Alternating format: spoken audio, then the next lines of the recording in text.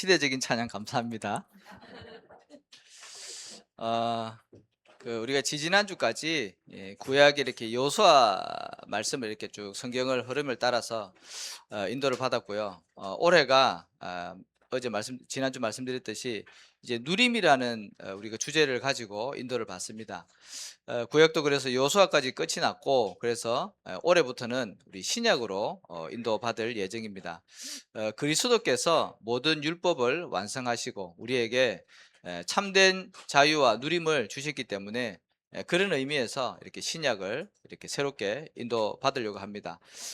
그래서 오늘은 마태복음 1장 1절, 그죠? 만왕의 왕으로 오신 예수 그리스도, 이제 그 부분을 가지고 우리가 함께 말씀 인도 받으며 은혜를 나눴으면 좋겠습니다.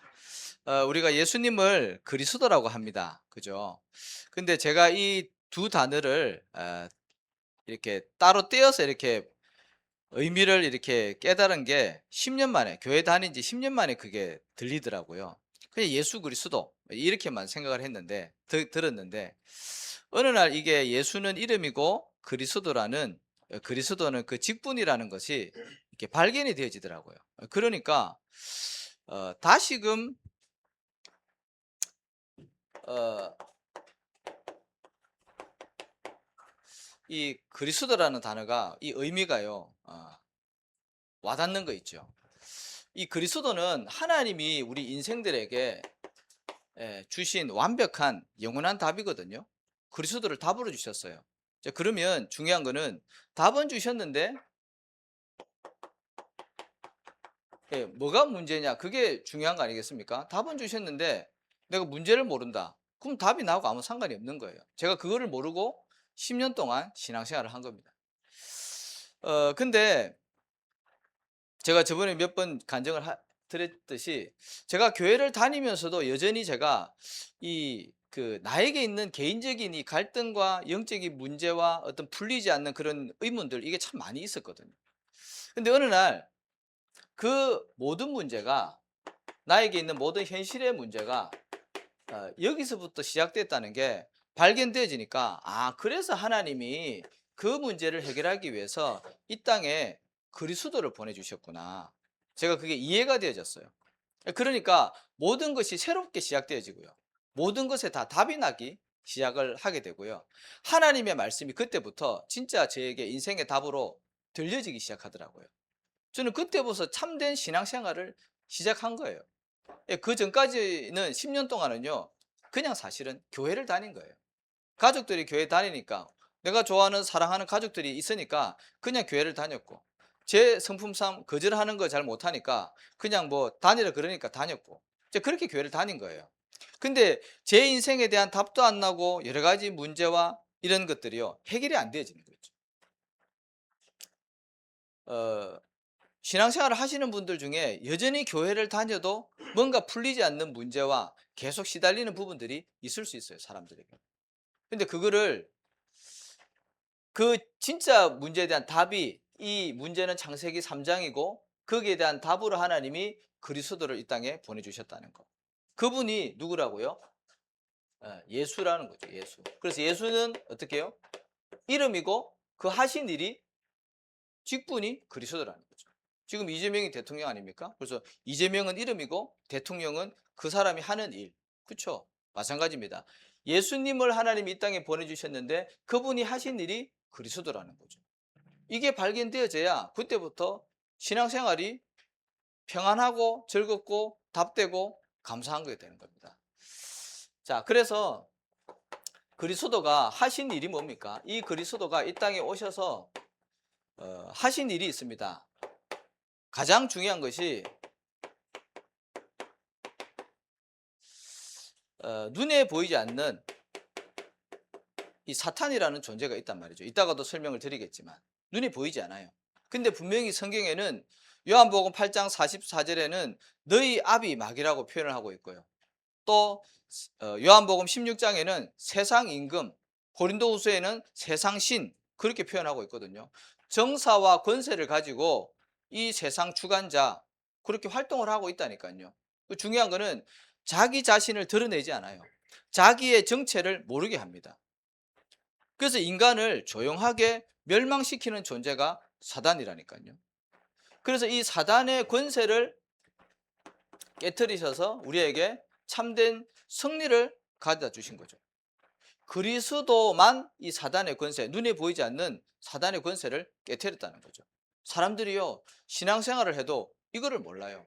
그러니 교회를 다녀도 영적인 싸움에 실패할 수밖에 없는 거예요. 그래서 그리스도는 또 어떤 일을 하셨습니까? 사람은 다 죄가 있잖아요.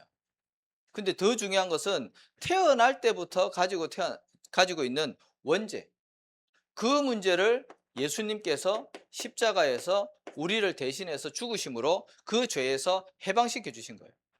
그래서 참된 자유함이 예수 믿는 자에게 주어지는 겁니다.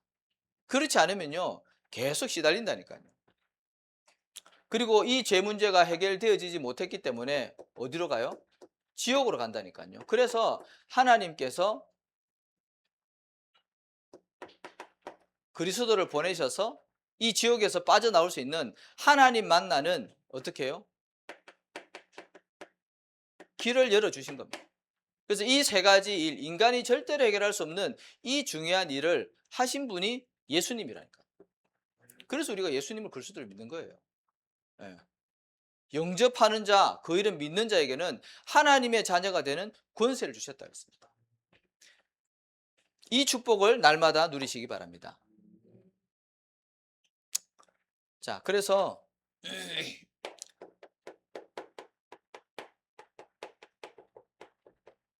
한 개인을 두고 사단이요, 그 역사하는 전략이 있다니까요. 이 잘 아셔야 됩니다. 제가 저번에도 말씀을 드렸듯이 사단은 어쨌든지 간에 교회 못 나오게 합니다. 예, 왜냐하면 교회만 복음을 말해주거든요. 많은 종교는 있죠. 많은 종교가 있지만 거기서 이 그리스도를 말하는 곳은 교회밖에 없습니다.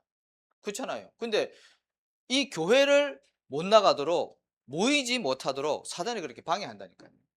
오늘도 아마 여기 오신 분들 중에 교회를 나오는 데 있어서 갈등하고 고민하는 분들이 분명히 있었을 겁니다. 사단의 첫 번째 전략, 예배를 실패케 하는 것. 하나님의 자녀에게 있어서 예배는요, 가장 사실은 중요한 거거든요. 모든 영적인 축복, 이 보좌의 능력과 축복이 임하는 시간이 예배인데 사단은 그거를 방해한다니까요. 갑자기 무슨 일이 일어난다든지, 뭐 예를 들어서 부부간에 다툼이 일어났다든지, 그런 일들을 통해서 예배를 못 오게 하는 거예요. 그리고 교회에 왔으면 어떻게 해요? 말씀을 못 듣게 하는 겁니다.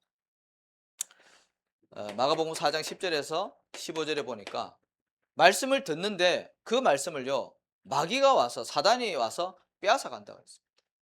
그거 신기하죠. 친교도 나누고 기도도 하고 함께 포럼도 하고 여러 가지 일들을 하는데요, 말씀만 없어요.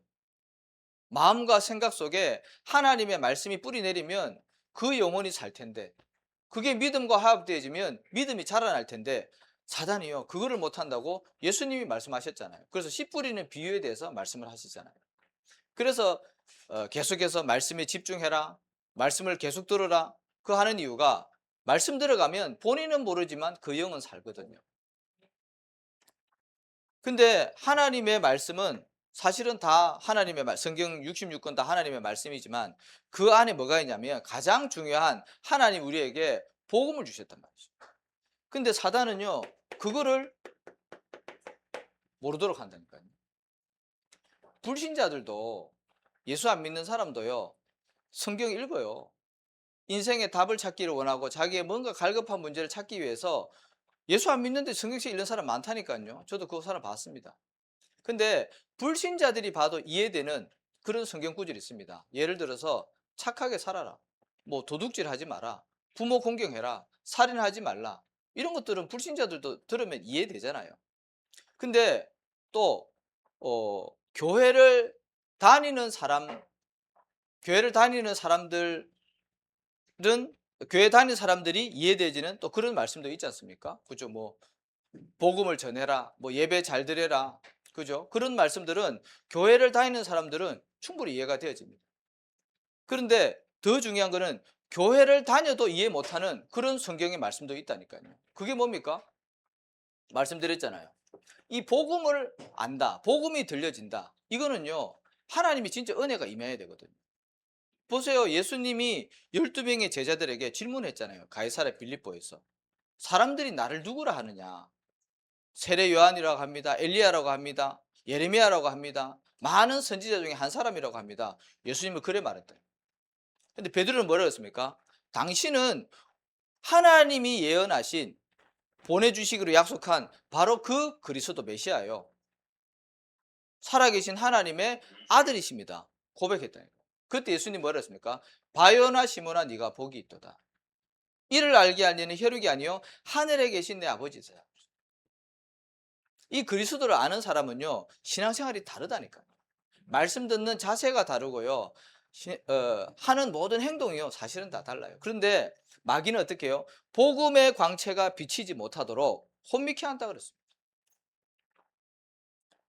그래서 우리가 영적인 싸움을 싸워야 되고 기도해야 되는 이유가 이 복음의 말씀이 들려지면 끝나는 거거든요. 그래서 마귀는 이 복음의 말씀을 못 듣게 하는 겁니다. 그리고 어떻게 해요? 사도행전 4장 18절의 말씀처럼 전도하지 못하게 합니다. 사단은. 어쨌든지 간에 그냥 신앙생활 다니고 교회만 다니고 그냥 선행봉사하고 그렇게 하지 뭘 전도하냐. 그래서 초대교회 사도들을 복음 전한다는 이유로 잡아가지고요 매질을 하고 보낼 때 뭐라 그럽니까? 예수 이름 말하지 말라 그럽니다. 다른 거 다 해도 되는데 예수 이름 말하지 말래요. 왜냐하면 전도는 하나님이 가장 기뻐하시는 것이고 전도 안에 모든 축복이 다 있기 때문에 그렇습니다. 그래서 사단의 전략을 잘 아셔야 됩니다. 어떻게 한 개인을 실패케 하고 교회를 무너뜨리고 시대를 망하게 하는지. 한 예로 북한 땅 있지 않습니까? 거기 그 예전에는 그 평양이에요. 동방의 예루살렘이라고 할 정도로 도시가 굉장히 복음화되어졌더랬어요. 공산주의가 들어서기 전에는. 왜? 선교사님들이 그쪽에 들어오셔가지고 그쪽 지역을 복음화했기 때문에. 근데 어느 날 그 공산주의 체제가 들어오면서 지금은 그 북한 땅이요 전 세계에서 가장 비참한 나라로 완전히 몰락했잖아요. 그래서 우리가 복음을 알고 누린다는 이 은혜와 축복이요 얼마나 큰지요. 자, 그래서 오늘도 저와 여러분이 이 복음으로 충만해지고 복음을 최고로 누리는 주일 되시기를 예수님의 이름으로 축복합니다. 자, 그래서 예수님이 어떻게 해요? 이 땅에 만왕의 왕으로 오셨다는 겁니다. 그분이 누구라고요? 아까 말씀드렸듯이 예수님입니다. 성경에 보니까 세상신, 세상임금 마귀, 그러니까 이 세상의 정사와 권세를 붙잡고 있는 역사하는 그 사단의 권세 깨트리신 만왕의 왕으로 이 땅에 오셨다는 거죠. 자, 다시 한번 말씀드리지만 예수님이 요한일서 3장 8절에 죄를 짓는 자마다 마귀에게 속하나니 마귀는 처음부터 범죄함이라. 하나님의 아들이 나타나신 것은 어떻게 해요? 마귀의 일을 멸하려 하심이라 그랬습니다. 마귀의 권세를 깨트린 겁니다. 마귀는 영적인 존재이기 때문에 없어지거나 사라지지 않습니다. 예수님이 재림하실 때 어떻게 해요? 무저갱 지옥으로 가서 없어지는 거죠. 그 전에까지는 마귀가 활동을 한다니까요. 그래서 마귀의 일을 예수님께서 깨트린 거예요. 그래서 예수 그리스도 이름 부르면 흑암 세력이 떠나가는 겁니다.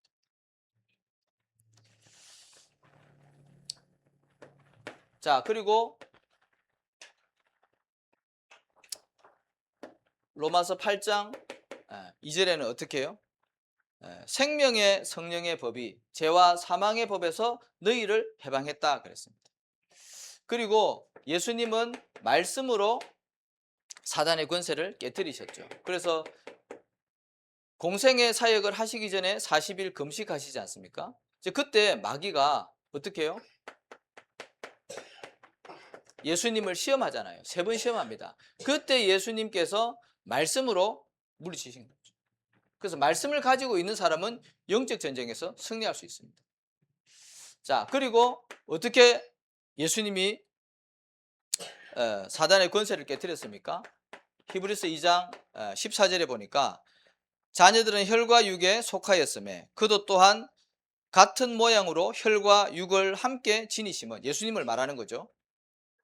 죽음을 통하여 죽음의 세력 잡은 자 곧 마귀를 멸하시며 그랬습니다. 죽음의 세력 잡은 자, 마귀의 권세를 예수님이 죽으심으로 그 문제를 해결했다는 겁니다. 그 말은 예수님이 하나님이신데 사람의 몸을 입고 이 땅에 오셨기 때문에 그분은 죄가 없어요. 우리는 죄인 아닙니까? 그래서 우리를 대신해서 십자가 지심으로 그 예수님을 믿을 때 우리가 죄사함을 받는 거예요. 자, 그리고 고린도전서 15장 3절에서 4절에 보니까 예수님이 어떻게 해요? 부활하심으로 사망 권세, 사단의 권세를 깨뜨렸다 그랬습니다. 그렇잖아요. 부활하신 분은 예수님밖에 없습니다.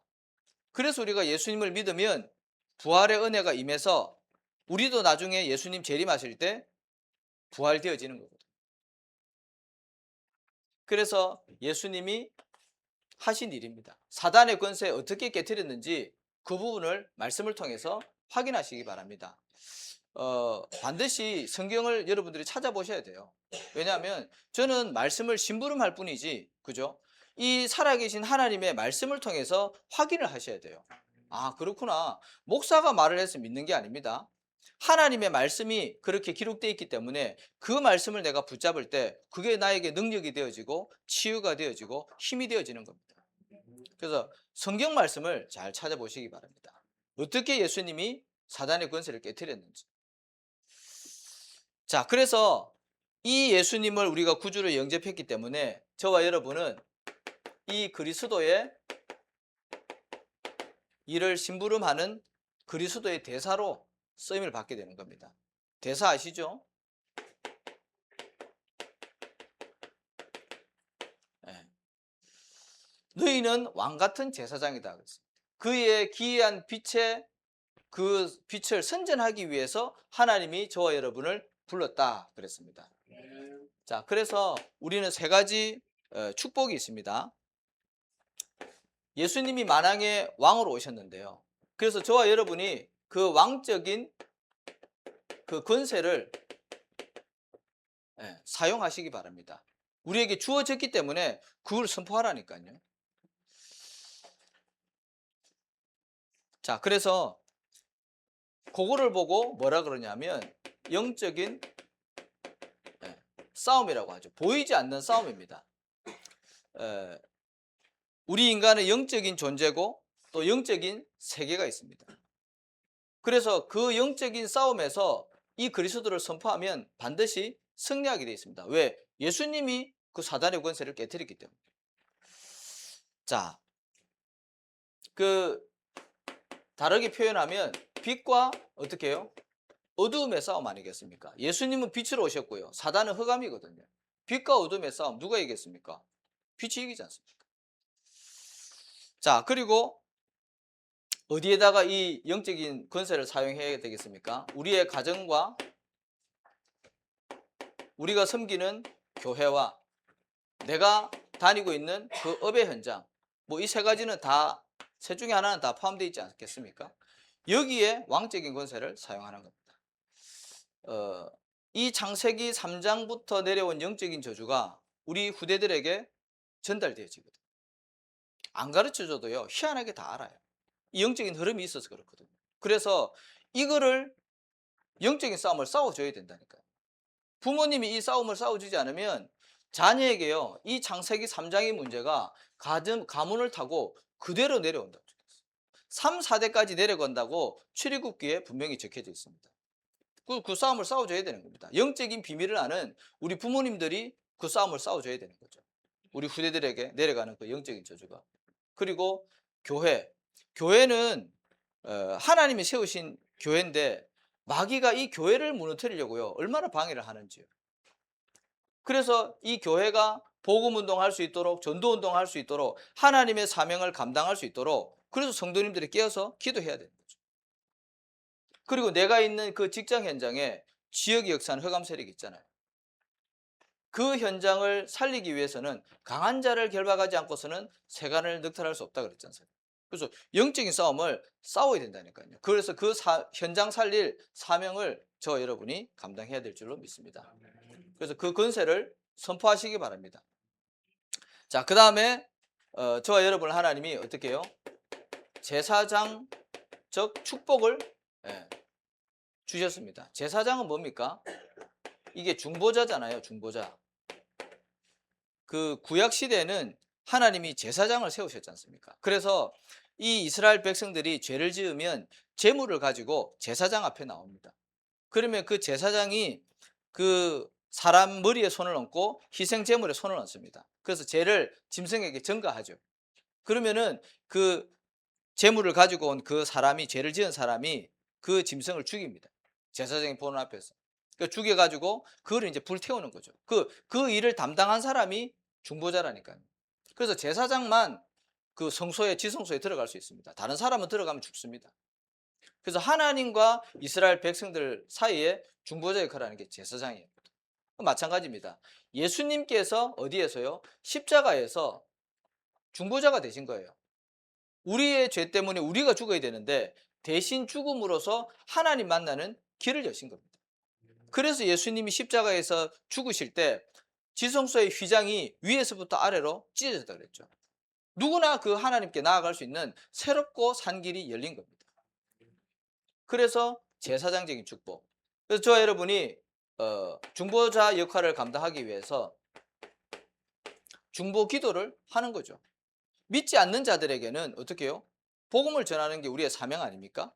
그러면 그 사람들은 하나님 알 수 없잖아요. 그래서 우리가 전도를 하는 겁니다. 그 사람에게. 내가 만난 그리스도, 내가 만난 하나님을 소개하는 거죠. 그게 중보자거든요. 그래서 어떻게 해요? 세상의 지혜로는 하나님을 알 수 없기 때문에 하나님이 전도에 미련한 것을 우리에게 주셔서 복음을 전하게 하셨다 그랬습니다. 그래서 우리가 전도하는 거죠. 자, 그 다음에 저와 여러분에게는 선지자적인 사역이 또 남아있는 거죠. 그 뭡니까? 선지자는 뭐죠? 하나님의 말씀을 대언하는 것이, 심부름하는 것이 선지자 아닙니까? 그래서 구약시대에 많은 선지자들이 있었잖아요. 하나님이 그 사람에게 말씀을 주셨다니까요. 말씀을 주셔서 그 사람이 백성들에게 하나님의 말씀을 전달한 겁니다. 그 마찬가지로 지금은 만인 대제사장 그렇게 표현을 하면서 저와 여러분 속에 예수님을 믿을 때 성령이 함께 하시잖아요. 그렇기 때문에 하나님의 말씀을 현장에 전달할 수 있는 거예요. 그래서 선지자적 사역을 감당하셔야 되는데 어떻게 해요? 하나님이 나에게 주신 그 강단의 언약의 말씀이 있지 않습니까? 이거를 전달을 하는 겁니다. 나에게 내가 있는 그 현장 속에 이 언약을 전달하는 거죠. 현장에 진짜 필요한 것은 뭐냐니까 다른 것이 아니라 다 있는데 복음이 없습니다.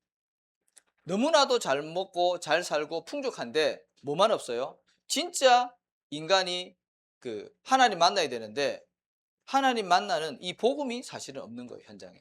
그래서 하나님이 이 복음을 전하라고 저와 여러분을 어떻게 해요? 전도자로 부르신 겁니다. 예, 현장에는 많은 사람들이 있어요. 그런데 복음을 전하는 전도자만 없습니다. 그래서 의인 10명이 없어서 소돔과 고모라 땅은 망했잖아요. 그죠? 그래서 저 여러분이 우리가 있는 그 현장을 살리는 빛과 소금의 역할을 감당하시기 바랍니다. 어렵지 않습니다. 왜? 하나님 우리에게 말씀을 주셨잖아요. 그죠? 그 말씀, 내가 받은 그 은혜를 전달하면 되는 거거든요. 자, 그리고 세 번째로 사단이 공격하는 사람이 있습니다. 뭐냐니까 사단은 이 확신 없는 자를 찾아 헤매고 공격을 한다고 적혀있거든요. 확신 없는 자. 교회를 다니면서도 확신 없는 자 많이 있지 않습니까? 자, 그래서 어떤 반대로 얘기하면은 우리가 가져야 될 5가지 확신일 수도 있거든요. 같은 말이죠. 그래서 어떤 확신 없는 사람을 사단이 공격하냐니까 구원의 확신이 없이 교회 다니는 사람들 정말 많이 있거든요. 요한일서 5장 1절에서 11절에서 13절에 보니까 하나님의 아들이 있는 자에게는 생명이 있고 하나님의 아들이 없는 자에게는 생명이 없다 그랬습니다. 우리가 분명히 예수님을 구주로 영접했잖아요. 그래서 우리 안에는 눈에 보이진 않지만 성령님께서 함께 하십니다. 그래서 그 자체가 생명을 가진 거죠. 여기에 대한 확신이 없으니까 이 구원의 확신이 없는 겁니다. 그래서 저번에도 얘기했잖아요. 교회를 다니면서도 점집을 찾아다닌다고. 왜? 구원의 확신이 없으니까. 문제 만나면 답답하니까 당장 그 문제를 해결할 수 있는 무속인을 찾아가는 거죠. 자, 그리고 마귀는 어떻게 해요? 이 성령의 인도에 대한 확신이 없는 사람들을 찾아다닌다니까요. 그래서 늘 갈등하게 만드는 거죠. 마귀의 전략이 뭡니까? 모르게 헷갈리게 만드는 거잖아요. 거짓의 압이라니까요.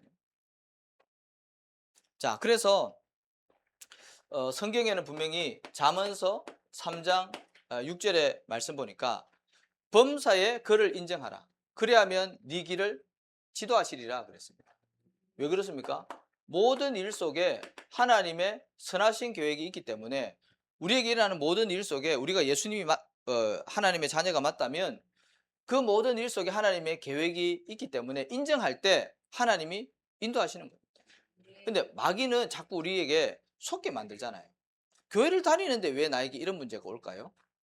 하나님 왜 나에게 이런 고통과 어려움이 옵니까? 계속 원망하고 불평하고 하나님의 절대 주권을 인정하지 않는다는 거죠. 그러니까 마귀가 거기에 이제 흔든다는 거죠. 그래, 너 교회 다녀봤자 안 되지 않냐.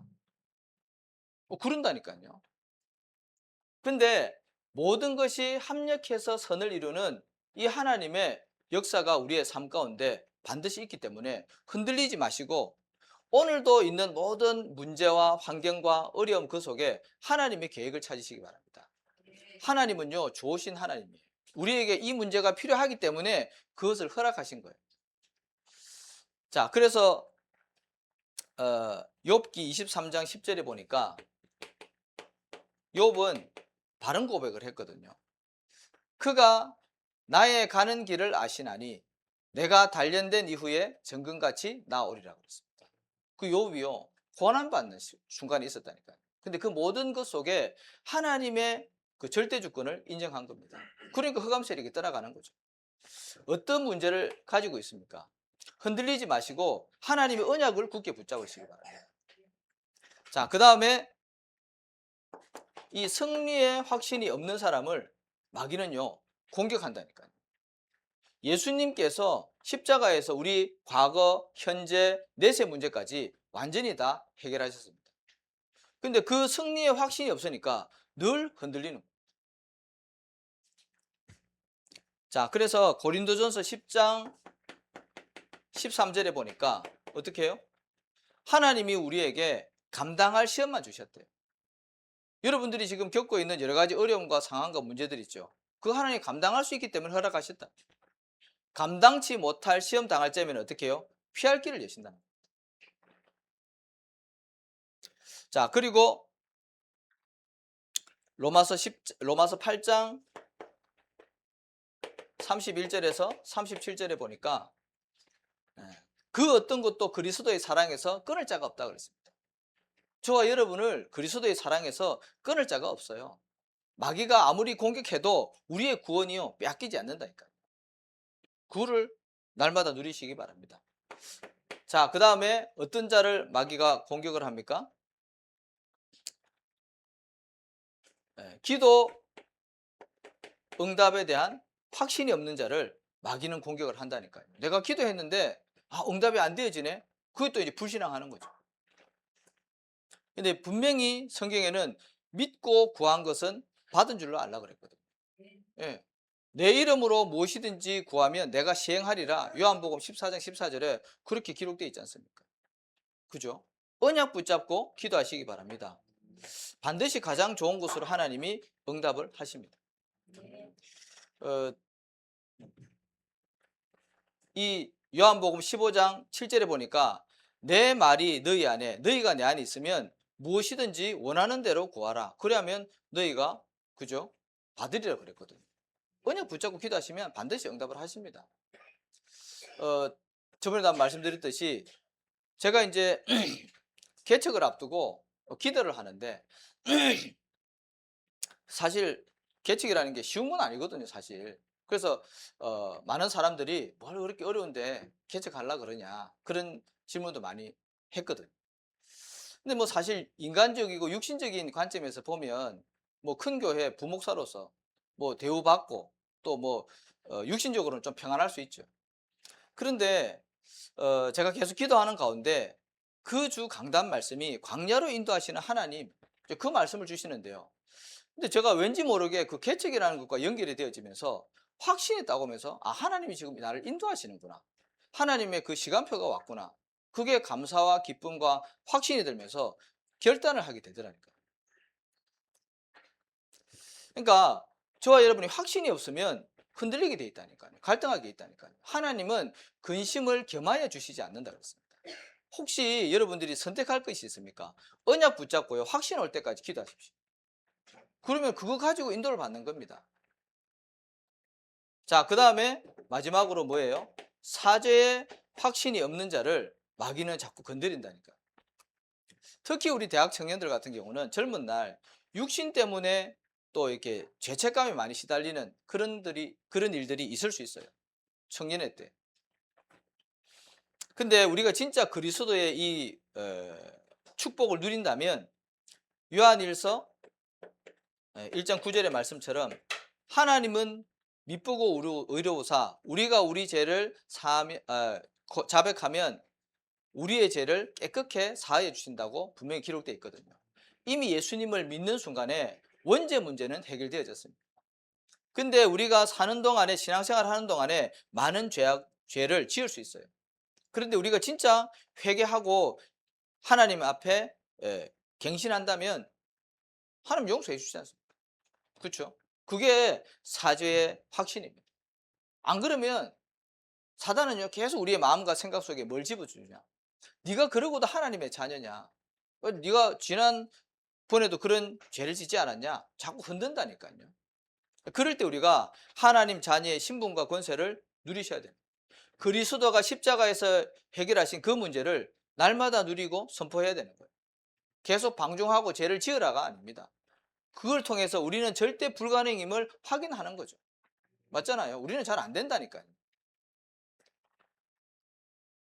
또 실수하고 또 실수하고. 그래서 예수님이 십자가 지신 겁니다. 안 되는 거 아시기 때문에. 그렇잖아요. 안 그러면 예수님 죽을 이유도 없죠.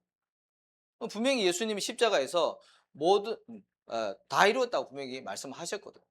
그래서 그 언약을 붙잡고 또 새롭게 갱신하고 도전하면 되는 겁니다.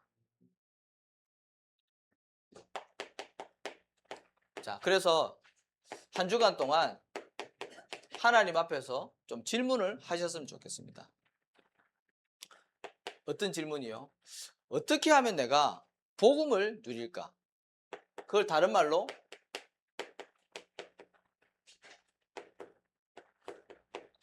복음으로 행복한 자라고 해서 복음 행복자, 그렇게 표현할 수 있겠죠. 어떻게 하면 내가 복음을 누릴 수 있을까? 우리가 거의 복음을 놓치고 있을 때가 많고요. 복음을 잘 못 누립니다. 문제 만나면 흔들리죠. 그래서 아까 기도했듯이 아침과 낮과 밤에 복음을 묵상하는 시간을 꼭 가지시기 바랍니다. 그렇잖아요. 내가 복음이 없다면 못 누리겠죠. 다른 거 생각하고 다른 거 누리겠죠. 그런데 내가 진짜 구원받아 하나님의 자녀가 맞고 이 예수님이 그리스도로 이 땅에 오셨고 그분이 나와 함께 하신다면 그 복음을 아침과 낮과 밤에 날마다 누리겠죠. 맞잖아요. 좋은 거는요 누가 시키지 않아도 하게 돼 있잖아요. 그래서 한 주간 동안 이 복음 행복자의 축복을 누리시기 바랍니다. 질문만 하셔도 돼요. 어떻게 하면 복음을 누릴까?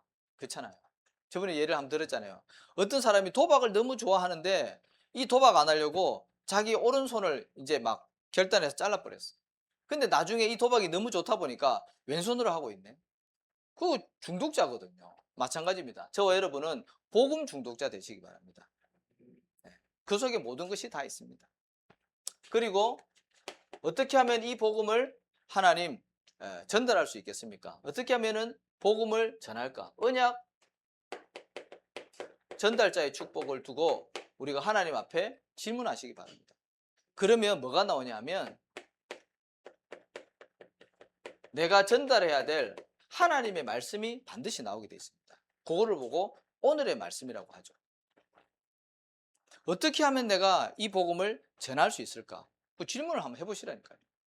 그러면은 반드시 하나님이 나에게 힘이 되고 답이 되는 말씀을 주시고 이 말씀이 필요한 사람이 보여지게 되어 있어요. 그거를 보고 오늘의 기도라고 합니다. 그러면 오늘의 뭐가 나옵니까? 전도가 반드시 나오게 되어 있습니다. 그냥 모르는 사람에게 가서 복음을 전하는 것이 아니라 내 일상 속에 또 내 그 관계 속에 그 말씀이 필요한 사람이 보여진다니까요. 중요한 건 우리가 질문을 안 하죠. 그러니까는 자꾸 놓치게 되는 겁니다. 그래서 오늘의 말씀과 기도와 전도 한번 찾아보시고 적어보시기 바랍니다. 자, 그 다음에 세 번째 질문이 뭐냐니까 어떻게 하면은 이 복음을 위해서 헌신할까? 그게 다른 말로 미션 수행자라고 볼 수 있겠죠. 복음 받은 것이 너무 감사하다. 이 하나님의 사랑이 너무 크다. 그러면 그 사랑을 위해서 수고할 수 있지 않겠습니까? 맞잖아요. 우리가 사랑하는 사람을 위해서는 얼마든지 수고할 수 있다니까요. 뭐 안 시켜도 자발적으로 하게 돼 있습니다. 그렇죠? 연애 다 해보셨잖아요. 사랑하는 이성이 뭐가 필요한지 뭘 좋아할지 그거를 알고요. 먼저 한다니까요. 마찬가지입니다. 우리를 구원하신 그 하나님의 은혜가 너무 크고 사랑이 너무 크면 어떻게 하면 이 복음을 위해서 내가 헌신할 수 있을까? 그거 찾지 않겠습니까? 그러니까 여기 계신 모든 중직자분들이 그 은혜가 너무 크기 때문에 누가 시키지 않아도 자기 일을 찾아서 교회에 헌신하지 않습니까? 그래서 어떻게 하면은 이 복음을 위해서 헌신할 수 있을까? 그래서 세 가지를 기억하시면 됩니다. 지난주에도 말씀을 드렸듯이 내가 당연한 거 찾으시면 됩니다. 나의 위치와 나의 직분과 나의 영적인 수준과 나의 직업과 그 모든 걸 통해서 내가 당연한 것을 찾으시면 돼요. 하나님의 자녀로서. 그리고 그 현장에 꼭 필요한 게 있다니까요. 그거 찾으시면 돼요. 필요한 거 해야죠. 그러면 반드시 하지 않으면 안 되는 절대적인 것이 나옵니다. 요거를 딱 맞춰버리고 이거를 찾으면요. 그때부터는 하나님이 그 사람에게 응답과 축복을 주시게 되어 있습니다. 그래서 한 주간 완왕의 왕으로 오신 그리스도를 누리시면서 이 질문을 한번 해보시기 바랍니다. 어떻게 하면 내가 복음을 누릴 것인가? 안 그러면 우리는 다른 거에 또 집착되게 돼 있다니까. 어떻게 하면 이 복음을 내가 현장에 전달할 수 있을 것인가? 그리고 이 복음을 위해서 내가 무엇을 헌신할 수 있을 것인가? 질문만 하셔도 됩니다. 그래서 한 주간도 이 언약을 붙잡고 승리하시기를 예수님의 이름으로 축복합니다. 하나님 아버지 감사합니다. 한 주간도 우리가 만왕의 왕으로 오신 예수 그리스도 하나님 사실로 누리며 현장에 전달하며 또 복음을 위해서 헌신할 수 있도록 하나님께서 은혜를 다하여 주옵소서. 우리가 가는 모든 현장 속에 하나님의 나라 보좌의 축복이 임하게 하여 주옵시며 이것을 방해하는 모든 흑암 권세 무너지는 역사가 있게 하여 주옵소서. 감사드리며 예수님의 이름으로 기도합니다. 아멘.